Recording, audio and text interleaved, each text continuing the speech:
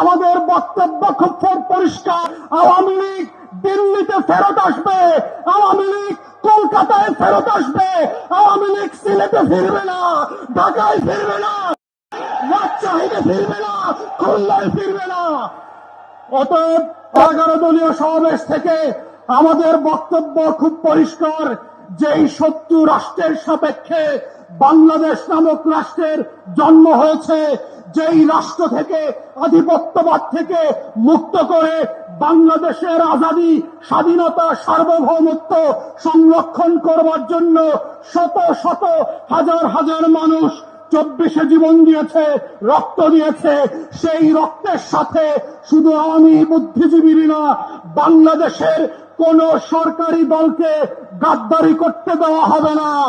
আমরা সরকারি দলকে বলছি পরিষ্কার করে, যদি আওয়ামী লীগকে পুনর্বাসন করবার চেষ্টা করেন, তাহলে আপনারা 17 বছরের রাজনৈতিক রোজা রাখার প্রস্তুতি নেন।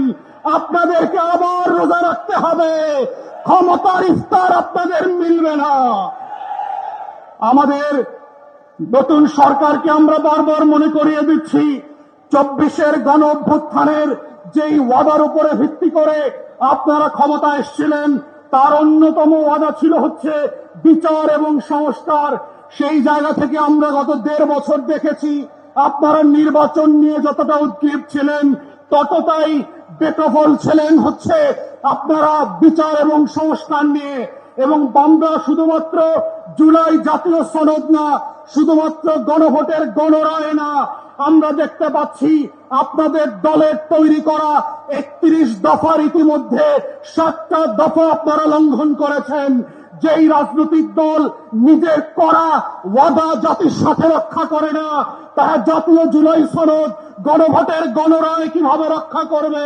এই প্রশ্ন আজকে জাতির টেকনাফ থেকে তেতুলিয়া পর্যন্ত, রূপসা থেকে পাথুরিয়া পর্যন্ত প্রত্যেকটা বিভাগীয় সমাবেশে লক্ষ লক্ষ কোটি কোটি মানুষ আজকে একই প্রশ্ন করছে। এবং আমরা আজকে এই প্রশ্ন জাতির সাথে করতে চাই, সরকারকে মনে করিয়ে দিতে চাই, যেই ব্যক্তি, যেই দল নিজের করা ওয়াদা নিজের সাথে রক্ষা করে না, তাকে আমরা কিভাবে বিশ্বাস করব? আপনি তো আপনাকে বিশ্বাস করেন না, আপনি তো আপনার দলকে বিশ্বাস করেন না, আপনারা তো আপনার 31 দফাকে বিশ্বাস করেন না। অতএব আমাদের বক্তব্য খুব পরিষ্কার, জুলাই গণ অভ্যুত্থানে বাংলাদেশ বদলে গেছে, দিল্লির আধিপত্যবাদ এখানে ফিরবে না। রাতের বেলা ইমেল করে এনডিটিভিতে আর রয়টার্সকে সাক্ষাৎ দিয়ে দিনের আলোতে আওয়ামী লীগ ফিরতে পারবে না। অতএব দিল্লিকে বলছি, আপনাদের পলিসি পরিবর্তন করেন। আওয়ামী লীগ ছাড়া নতুন বাংলাদেশের সাথে, নতুন ঢাকার সাথে আপনাকে সম্পর্ক করতে হবে। পুরাতন আওয়ামী লীগের বাংলাদেশ আর ফিরবে না, আপনার আধিপত্যবাদও ফিরবে না।